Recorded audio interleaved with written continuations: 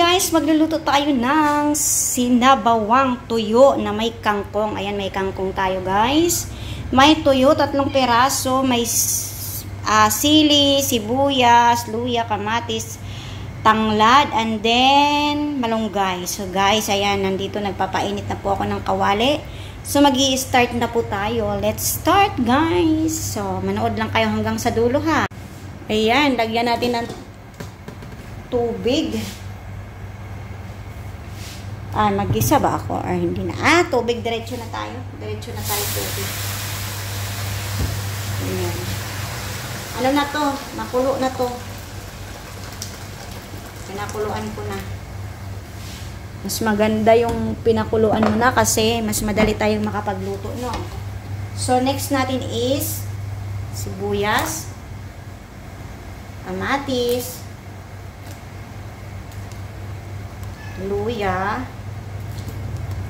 sili, and then yung ano natin, yung tuyo na matambaka.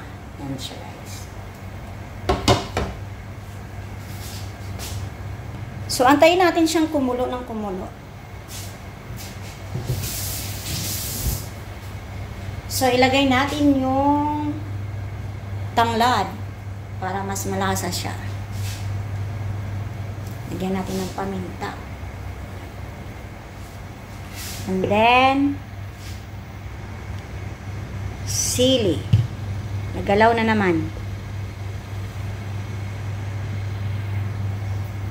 Sili. Ay, sili. Asin. Lagyan natin ng asin. Dadamihan ko ng asin guys kasi medyo mataas yung panimpla ko.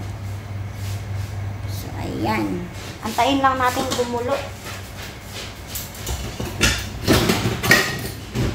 Madalian lang yan guys. Madali lang yan.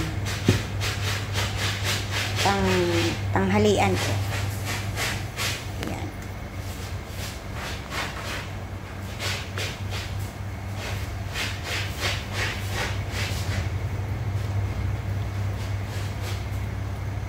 Ayan siya. So ayan na nga guys. Kumulo na siya.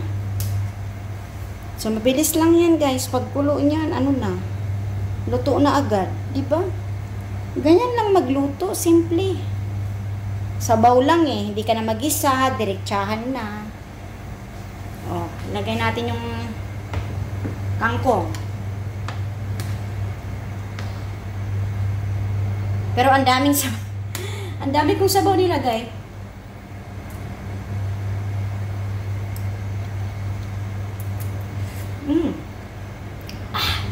Anghang. Apaka-anghang eh. Yan, kangkong. Maanghang pala yung hiniwa kong sili. And then, yung kunting ano natin, malunggay. So, yan na. Ganyan lang. Simpleng luto.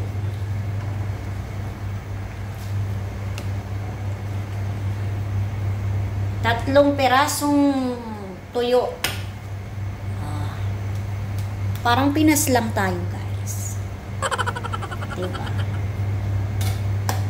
Simplihan lang na luto ba? Pagkulo niyan, tapos na. Diba? Diba? Ayan, yung sahog lang. See? Ganyan lang. Tikman natin.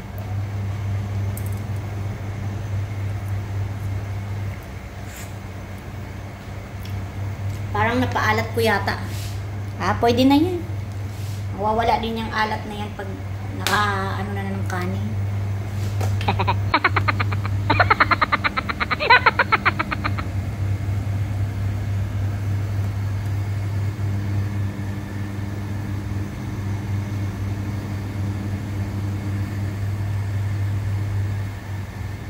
Diba super yummy? Kumukulo na siya.